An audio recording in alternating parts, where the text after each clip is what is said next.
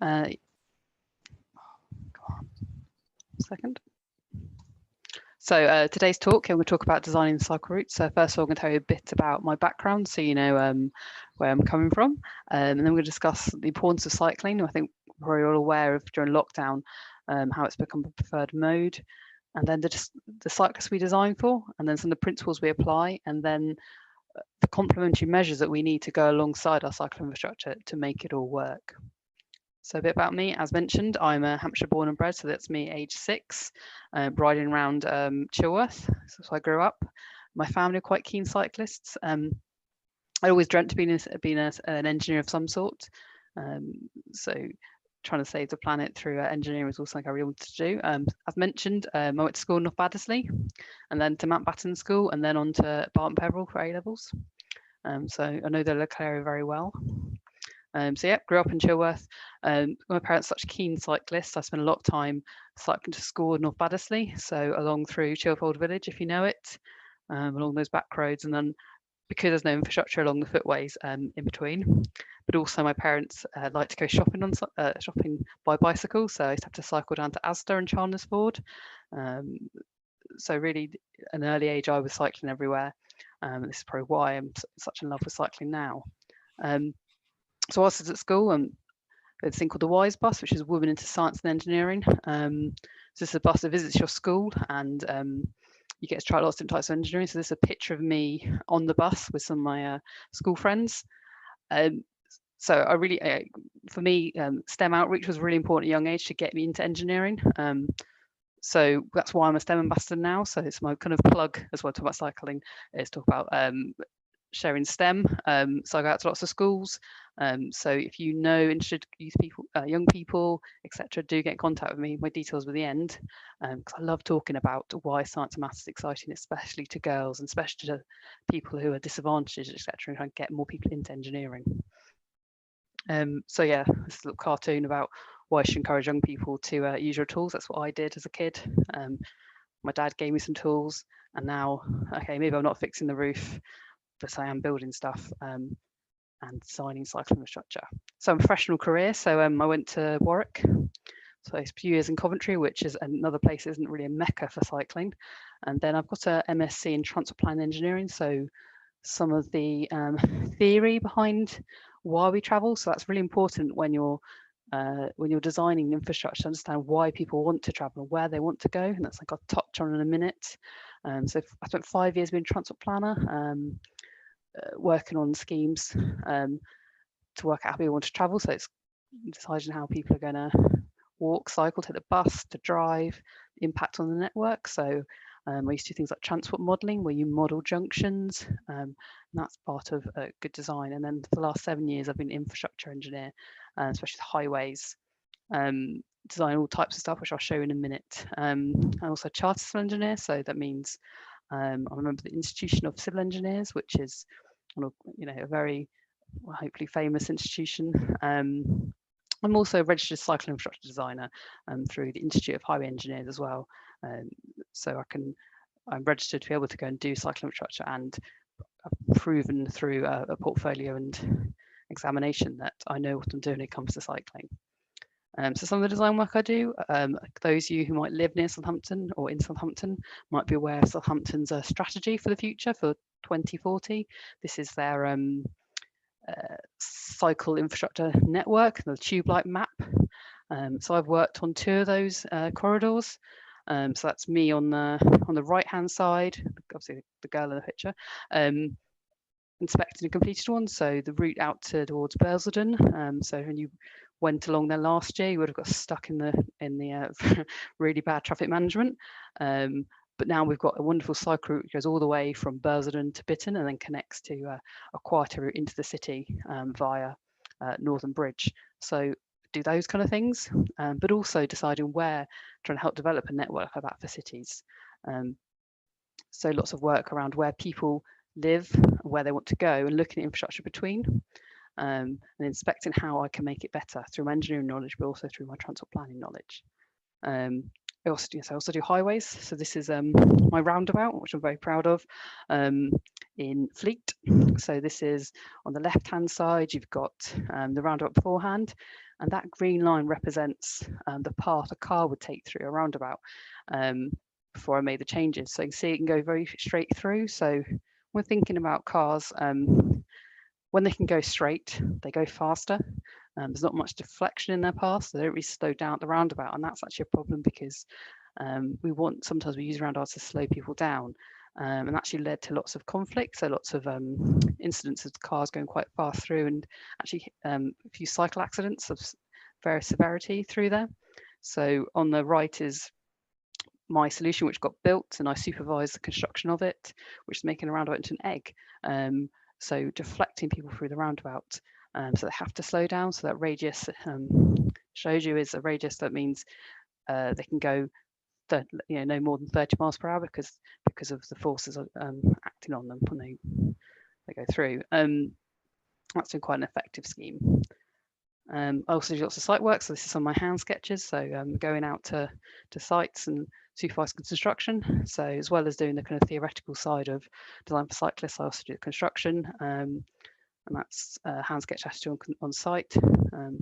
All things I get up to. So design for cyclists. So you might be aware, a very groundbreaking piece of policy came out beginning in July. So on the left we have cycle infrastructure design, which is a very dry designed document, which is aimed at people like me who are designing infrastructure. And on the right we've got gear change, which is their vision, and this was Boris Johnson was involved with this, so you've got four word from him, and this is the government setting out a really bold ambition for getting people walking and cycling, taking into account the post-COVID environment and trying to change how people move around. So this has really changed how we think about design for cyclists. So I did this talk just over a year ago in Winchester, and it was very different because the kind of strategy and stuff we're using then was very much kind of cyclist sharing space with pedestrians, etc. Now we're being a lot more ambitious, as I'll go through and talk about. So why do we need more people to cycle? You're probably aware of some of these, but there's many benefits that we gain from getting people to cycle. And we often, with cycle schemes, we use those for an economic case for it, so student business case. So health, so inactivity costs the NHS lots of money. I think we've all seen how Boris is thought to start running after having COVID, understanding how his fitness and unfitness really affected how we recover from COVID. So health really offers a great benefit. Cycling offers a great health benefit to the NHS, and wellbeing. So we're all been locked down. We've probably been doing lots less exercise. Don't feel so happy. So cycling's great for people to feel better mentally as well as physically. Congestion, we've probably been out on the roads during lockdown. It was great because there's road space, people weren't driving, but generally our cities are quite congested, and to increase capacity in our cities and roads, it's really expensive. You see that from that diagram is that how many more people you can fit on a cycle lane compared to a road space, because a cycle unit is so much smaller. Air quality, how many benefits would get in terms of improved air quality and premature deaths. Climate change, I think we're all aware of what's happening and what our impact on the environment. And cycling, the actual businesses, contributes a lot to our economy. So that's some more of the facts about the health benefits we get here. So COVID, so during COVID, cycle trips increased massively. So we've got the zero levels, kind of the average, and you can see how we're spiking. So car trips went down quite a lot, but the rate of people cycling really increased. Certainly when I was out and about, I saw a lot more people on bike, etc. So people rediscovered cycling during COVID, and that's partly just because the roads were more empty, so people feel safer, but also pop-up schemes and the need to get exercise with your one hour a day you're allowed out. Helen, could I get you to move your mic away, a little bit away from your mouth? We're getting a little bit of extraneous noise on there. Sorry, is that better? That sounds better, yep. Yeah, so we need to make more space for cycling. So this diagram shows the differences of how much space each mode of transport requires. So you see there are 40 cars, how much space that takes up. Buses a lot less, and then cyclists are even smaller amount of space is required. So really, cycling is a more efficient use of our city spaces as well. So Southampton, Sustrans run a survey every year, and this is the one for Southampton and surrounding areas, and it showed there's quite an appetite for cycling, but a lot of people feel at the moment it's not safe enough. That 78% of people in Southampton think that if there's segregated space, they're more likely to cycle. And most people are supportive of us building more infrastructure. So there's political support there. So who do we design for? So previously, our guidance was always, we're designing for a sensible 12-year-old. We were designing for a person on a classic bike to get around. But we've moved on now, so we're now talking about designing for all types of users. So this is a cartoon from Dave Walker, who's a cartoonist, showing all the different types of people having an urban peloton. But the one people we don't design for at the moment is electric scooters. They are predominantly illegal. The only electric scooters which are legal on our road are hire scooters, and we don't have any hire scooters locally at the moment. That could happen because we don't know.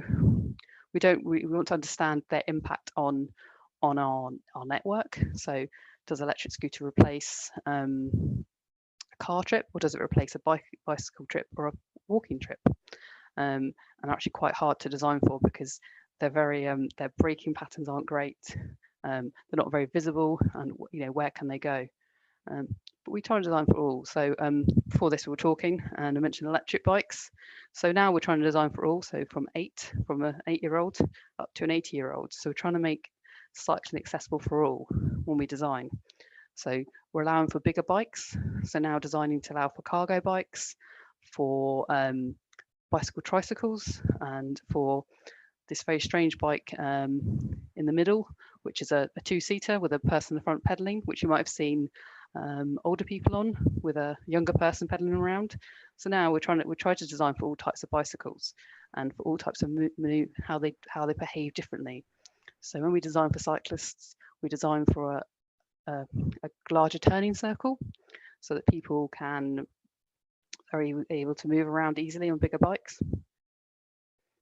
And the characteristics of a cyclist, we have to remember that cycles are power muscular strength. So unlike a car, which can stop and start easily, a cyclist can't. So they're muscle powered. So we talk about later about what factors to take into consideration. We have to remember that it's quite a lot of effort for a cyclist to start pedaling again. Okay, and using a bicycle as a balancing app predominantly. So it's quite hard to balance around on a bike.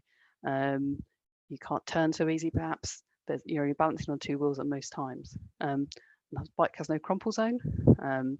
Most bikes have suspension, so when you go over bumps, it kind of hurts. So we need to make smooth roads. And the cyclist is riding in open air, so you've got to remember that when it rains, the cyclist will get wet. And the cycling is a social activity that actually we want to design infrastructure so people can ride 2 abreast if they want to and enjoy exercise together. So these are some of the key design criteria we now design for.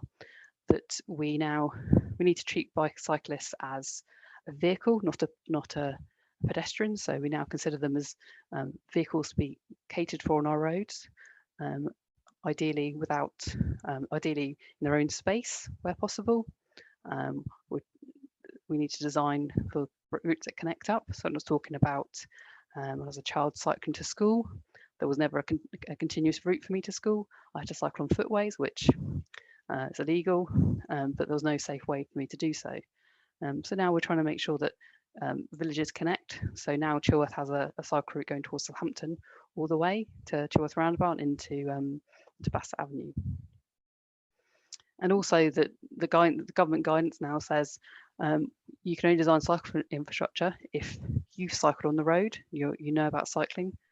So trying to make it better, we're trying to make a higher quality nowadays. So we have these core principles for good cycle design. People always talk about the Dutch, and actually this has come from Dutch guidance, and it's what's applied worldwide. So we're now designing to Dutch standards and concepts. And when we're designing, we use often use an audit tool called what's it called now? What it's called, an audit tool which appraises all the different elements. We score them to compare routes, etc., to try and balance the different core principles of good cycling. So one of the core principles we use is making it direct. Now we want cyclists to have an advantage over cars. So if you're cycling, that often you can get there quicker and more efficiently than a car. So trying to give them more direct routes, so allowing contraflow up one-way streets and advantage at traffic lights, so things called early starts. But we can deviate where necessary to give a better route for a cyclist. We don't always send them straight down the middle of down a busy road. So for example, this is my old commute to work. So I used to work at the airport, and we took the national cycle route actually goes through the parks rather than going along the main road. Less direct, but a better quality. If you've been through Riverside Park, it's a very beautiful place, lovely swans. So some of the tools we use to understand where cyclists want to go and try and give them direct routes. So this is a tool called Propensity to Cycle. So this is from Winchester, and using census data, we can identify where cyclists live and where they work and map that on the network. So this is kind of like a heat map. So the more the colours more towards blue are where it's more on demand, and you can see in Winchester where the hotspots are and where they want to go, and that's based on just applying them to the road network. But actually, what about if we got rid of the roads? Rather than constraining cyclists to a road where they want to go. So there's another tool we use is doing called origin destination data, and linking it all up into a model. And from that, you can kind of see where the demand patterns are. That in Winchester really kind of want a 3 spine route, and that would capture up cyclists. Another thing we do is priority at side roads. So if you've been into Southampton, you might have seen that, where you have to give way to pedestrians. So the footway, which you might call a pavement, but in engineering we call a footway, continues across the edge of the road. So you can see there that the cars have give way marking, and they have to give way coming out of the road and into the road, as denoted by the dash. And that's the kind of things to give more directness. That's the kind of tricks we use. Toucan crossings. So yeah, you're aware that different crossing types have different bird names. So the original type of crossing was a pelican, and then we had a puffin. They were just for pedestrians, and now we have toucans. So toucans are crossings that can be used by pedestrians and cyclists. So toucan cross, which is a really bad pun. And then if we have horses crossing as well, we call them Pegasus crossings. If you ever see those, they have pictures of horses on them, and they're crazy, really big. And it's signalised crossings. So this is the scheme in Southampton I designed, and kind of things we try to do now to give priority to cyclists are detectors on traffic signals. So you might have seen them on normal on roads. So if you've ever driven around, you see kind of funny diamonds as you approach traffic light. They're in-ground detectors. So they're detecting cars coming over, so they know what queue there is. They can especially in Southampton, it might not seem it, but we've got smart traffic lights, and they detect it. And now we're starting to introduce that for cyclists. So for this scheme, we had a detector pointing up the hill. So this is basically a point where the road is like a valley, and the crossing is at the bottom. So to make it more direct and better for the cyclists to keep them going and maintain their momentum, we put detectors. So the crossing can detect them coming, and where possible, if the traffic flows allow, stop traffic and allow the cyclists to cross the junction like that and maintain their momentum. These are the kind of things we try and do to make cycling direct. And also standalone crossings. So this is another example on the scheme with a diagonal crossing going across the middle of the road, if you can see that. So the other thing about cyclists is they're a lot faster than pedestrians. So where you might not have a crossing for a pedestrian, you can put a cycle crossing in, and it can be very responsive. So again, with detection, we can detect an oncoming cyclist. We can give them a 3-second green light, which is enough for them to get across. So they come in, get a 3-second green light almost on demand because of how quick and sharp it is, and they can cross and keep going. And these are the kind of things we're using to try and make cycling better and more, have an advantage over cars, whereas the cars would get held at that traffic light. The traffic light sees the cyclist coming and goes, oh, there's a cyclist, I'm going to stop all the cars, come on cyclist, off you go. And those are the kind of things we can do to make cycle schemes direct. And you might have seen these are parallel crossings. I think we've got one in Southampton. They're kind of fairly new to us. So engineers are told what we can do by a thing called the traffic signs regulations. And this was introduced in 2016 into our list of things we could do and we could show on the road. So this is a parallel crossing, and you might hear them called a tiger crossing. Because originally they had tiger markings, but this is what we've ended up with. And these are similar to zebra crossings that cyclists have the right of way across, on where it says where you've got the cycle symbols.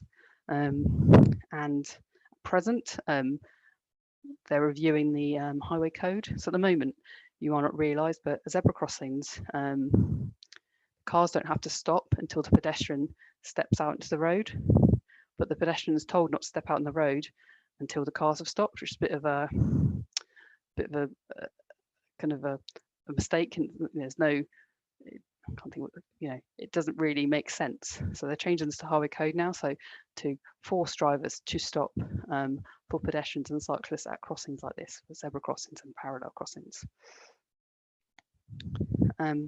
If you want to get super fancy, so this is what they do in Copenhagen, a thing called a green wave. So they have on marked cycle lanes, they'll have that yellow strip across the top. It will have LEDs in it, and the LEDs will move along at a certain speed. And if you keep track with the speed of the LED, which is about 16 kilometers per hour, you'll get a green wave. It will mean that if you keep pace with that light, then at every signal you approach, you'll get a green light, so you won't have to stop. Whilst the speed is a bit lower than the average person cycles, it gives them much more continuity. So this shows below a comparison of travel times with green wave and without green wave. These are kind of things we can do for cyclists. So the next principle we use when designing for cyclists is making it comfortable. This is where the really engineering part comes in. So we need to make sure there's a good smooth surface. It's got the right friction to it, we call a polished stone value, that's sufficient width, so it's wide enough for everyone to use, easy transitions, and we want to make it effortless. So really we want people to be able to cycle along and not have to think too much about it. We don't want them to forget their cycling and have accidents, but we want people to enjoy it and to enjoy the scenery, to enjoy what's around them, to, as they cycle past a shop, to see what's in the shop and think, oh, well, I'll stop and get that, to bring economic benefits. So this is a picture from site. So one of the great things I get to do is supervise the surfacing of my cycle scheme. So this is them laying thing called laying asphalt. And it's the most, well, if you're an engineer, it's the most brilliant smell in the world. But one of the things we have to do is make sure that it's constructed well, that it's going to last. So one of the things I have to do is take its temperature, see how hot it is, to make sure it's the right temperature, it's the right composition. And possibly one of the scariest things I have to do in my career is when, so the kind of people who lay this are, very hearty, strong, slightly scary men tend to be, with a cigarette hanging out their mouth, and they actually bought the wrong stuff. And this stuff has to come at a certain temperature. If it's not laid, it goes hard. So it's a real challenge, and it's quite upsetting if you tell the man that his material is wrong, and you have all these big burly men turning on you because you told them, no, you bought the wrong stuff, you need to go and go away. So one of the things we talk about is also gradient. So a lot of people go, oh, what if we were like, we would have a wonderful, everyone would cycle if we were like the Dutch.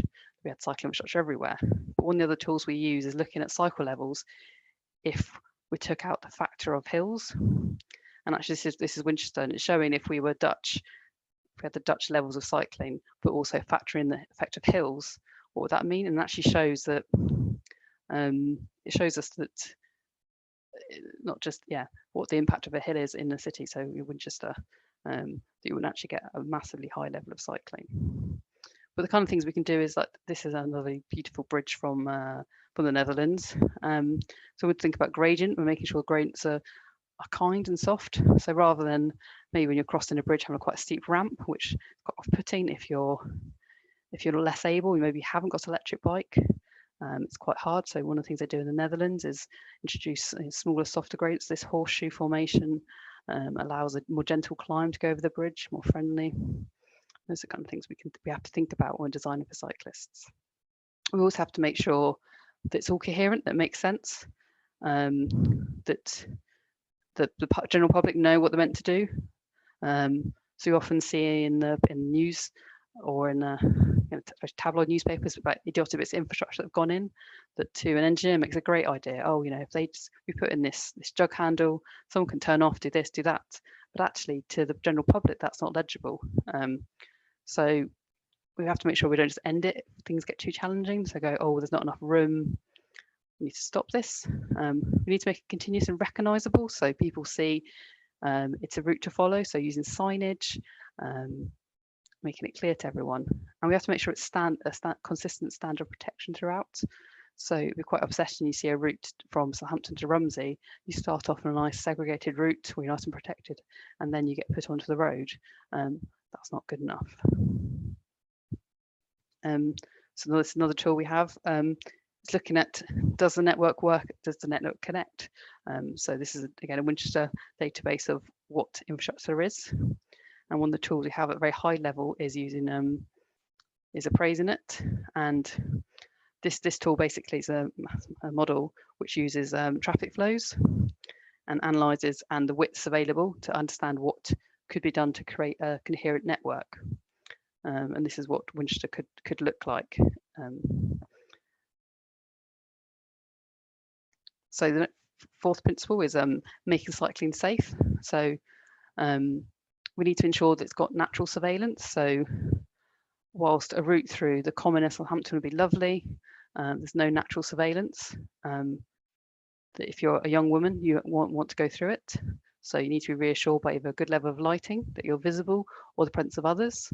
And we also have to remember that our concept of what is safe is very different to others. So I was doing a presentation to some predominantly male engineers, and they couldn't understand why I hadn't taken a route through a lovely field, because actually I wouldn't want to go through a field after a certain time because it's not safe. We have to make sure that cycle infrastructure is physically protected from traffic in most situations, to make people feel safe, even if we think, oh, they're safe enough on road. It's that perception of safety we have to achieve as well. And any poorly designed infrastructure can put users into a dangerous situation. So here we've got an example of a cycle lane, which has gone in probably at 1 metre wide. I'll come on later about what kind of widths we need to achieve. But as you can see, the cyclist overhangs the cycle lane. So actually that's very unsafe, because if a car comes past, they'll be passing very close to the cyclist. The car will have a false sense of security because they think they've got all that width between the solid white line and the dashed line. And again, here we've got, as I mentioned, Southampton Common. So my local one of my local councillors thought it was acceptable not to have a cycle route along the avenue because you could just use the common. But actually, for me, the common is especially Lovers Lane, which is along the right-hand side of the avenue, which cuts through some off-road paths. Actually, quite scary after dark, quite narrow, quite dark. You don't know who's going to jump out the bushes at you. So it's one of the things we have to remember. We're making our scheme safe, that can be used by all users at all times. So we have lots of types of cycle vision. Some of you might be aware of, might not be. So we have a basic guidance ready reckoner about what's appropriate where, based on car flow. So how many cars you get along it per day, but also how fast the road is. So it's a speed limit normally, but also we often look at a thing called 85th percentile. So when we're deciding what cycle infrastructure is appropriate, we look at how fast cars actually go, and we use an 85th percentile to work out to determine, we don't use the average, we use 80th percentile, because that's more representative of speeds on the road, taking out kind of aberrations which happen 1 a.m. in the morning where boy races are going around, etc. So the first type you'll probably see, and it's probably the best type, the kind of gold standard Dutch, is fully curbed cycle tracks. So we're starting to get those in Southampton. Highest level provision, you've got your own, cyclists have their own space. They can be at various levels, so they can be using, we have them on road level, halfway there, or the same level as footways. We've often called segregated tracks. And then we have step cycle routes, so that's where you have like your space as a cyclist is defined by a level difference. So this example from London, they've also used blue surfacing to determine it. It sits the level halfway between the road and the footway, and very clearly it's just for cyclists, it's very clear to visually impaired users. So when we're designing cycling infrastructure, we have to take consideration other types of users. So we have to make sure that the visually impaired or the totally blind and other disabilities are able to understand our scheme as well. So with these type of that step cycle route, the previous one, we make sure there's some level differences like tactile field to detect. So on that previous slide, you saw this white bump, which is a raised lineator strip, which is about 50 mil high. So it's enough for some of the white cane to detect. Use color difference to make sure if you're visually impaired, you can see the difference. We also have to make sure that we have flush curves, etc., at key points so people can leave our route, join our route as they want. And these are probably what you've seen a lot of cycle lanes. I think some people see them as not proper cycle infrastructure. So you have two types you'll see around. You have advisory, so that's where it's got a dashed line, and you as a driver shouldn't enter it unless avoidable. You'll probably see them on roads with the centre line removed. And we particularly use them when we haven't really got space for a proper formal cycle lane, but encourages cyclists to have their own defined space and position themselves well. Because one of the problems you can get with cyclists is if they cycle too close to the curb, then there's a risk of them hitting the curb or getting caught up in any detritus alongside the road, things like leaves and gutters, etc. So with cycle lanes, we try and make them 2 meters wide. So that's enough for our widest kind of type of bike to use it comfortably and to have space to wiggle around. And if there's a link in their lane, they can move.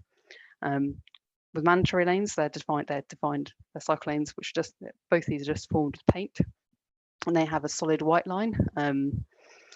And it's where as a car you cannot enter them unless you're crossing into a driveway, etc. But these two are very good for defining the space for cyclists. But the problem being is you'll often see cars parked in it or half in it or mounted across it. So they're not great, and there's no real protection.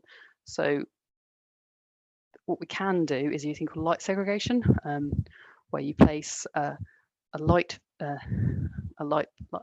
item such as a planter. So you've got a planter there, and you've got the little bumps, little raised things. They're called armadillos, and these add some physical protection. So a planter, a car's not going to go in near because that's quite big. But the little armadillos, a car can drive over it, but they're less likely to because it gives a bit of a bump. Or you might see in Southampton on the avenue for a while we had wands with their pop-up scheme. And this is a lot of the things you would have seen during lockdown. These pop-up cycle schemes were using light segregation to distinguish a protected area for cyclists. And these are quite good because they're flexible. We can move them around. They're fairly cheap. So whilst the pop-up schemes in Southampton, okay, they didn't last long. Actually, quite cheap to implement because these things just drill a hole into the carriageway, bolt down, and when you want to move them or get rid of them, you can unscrew them. They're replaceable. It's quite a flexible way of reclaiming a bit of highway space for cyclists. And the next thing you might see in terms of providing safe provision for cyclists, where we haven't got either the neighbourhood has quite low flows, it's quite slow, or we haven't got space of formal provision. We do things called traffic streets and quiet lanes, where we reduce speeds along there. So there's lots of mechanisms we have for doing that. So this is an example from Southampton. It's from my bike camera, Millbrook Road, where they put a modal filter in. So that's where they put a blockage halfway down the road to slow people down, to not allow cars to go through. So less cars going through, less flow, less speeds. But also things like narrowing the road. So here we've got the two ways you can position yourself on the road. So you have primary, where a cyclist will sit out. It's probably if you're a car driver, what the cyclist does really pisses you off because they're in your way. So when you're cycling, you're encouraged to either be in the primary position, where you sit out in front of the cars. That stops cars overtaking you, makes you feel safe. And then the secondary positions, where a cyclist will position himself a bit further towards the curb, but still with a bit of an offset, to allow cars to overtake them. So one of the things we do to make these quiet streets is narrow them down so cars can't overtake cyclists, which slows them down, which makes cyclists feel more secure.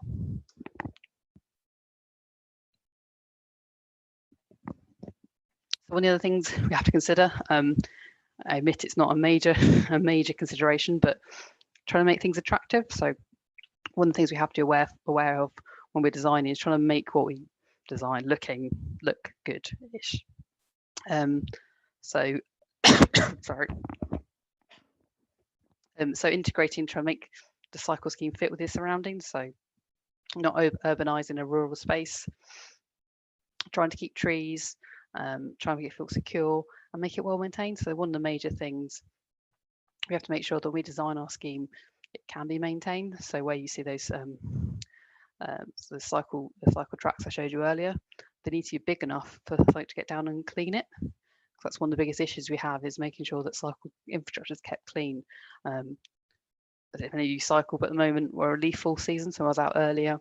There was leaves everywhere, and actually I ride one of the bikes I have is a racing bike with tiny tyres, and actually you don't have great grip, and it's quite scary. So we need to make sure that our routes are well maintained and can be maintained, and not using too many markings.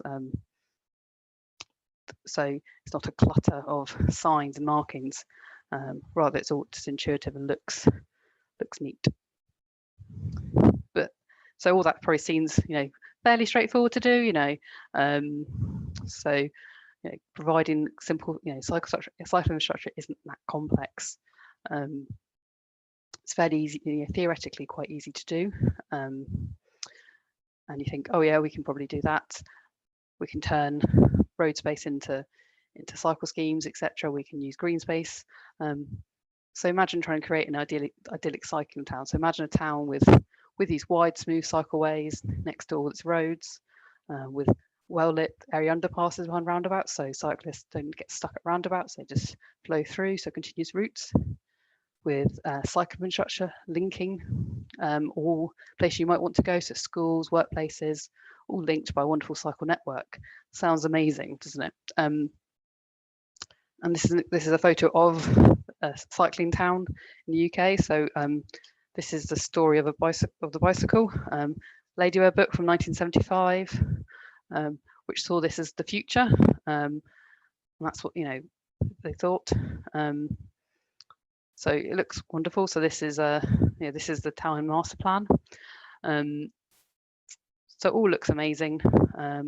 Links everywhere. You think, wow, this amazing place must be a mecca for cycling. No, it isn't. It's Stevenage.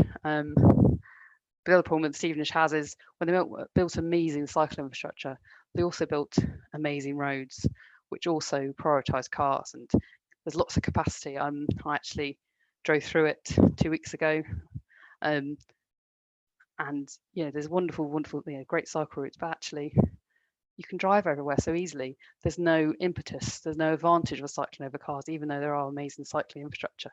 So actually, to get more people cycling, we also need to think about how we can get less people driving, how to make, that might be controversial, making driving that a little bit harder, more indirect. So think about Copenhagen. So And this is an example from between two spots. So you can see the car has to take quite an indirect route. But a bike can go fairly straight because of the presence of the cycle bridge and roads it can go down. So this is part of the challenge design for cyclists. It isn't just putting the great infrastructure in, but it's also making sure that it's better than the car alternative. That the car still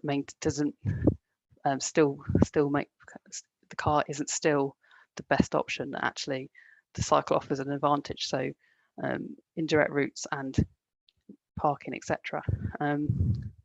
So that's an urban level, but in Barcelona, we've got a thing called super blocks, where dividing the city into, because Barcelona is very grid-like, they divide it into blocks. One of the things they're doing is closing off bits. So you've got your own little super block you live in of 9, and closing off access so you don't have through access through, reducing the spaces that are available for cars. And this is something heavily used during lockdown, especially in London, closing off road to stop rat running. It's a big issue.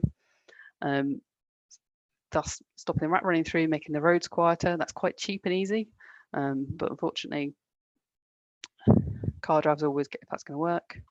No, it's not. Okay, basically this video shows examples of these modal filters where the cars just mounted the footway and drove around. So we've still got a way to come before we can hopefully have a cycling mecca.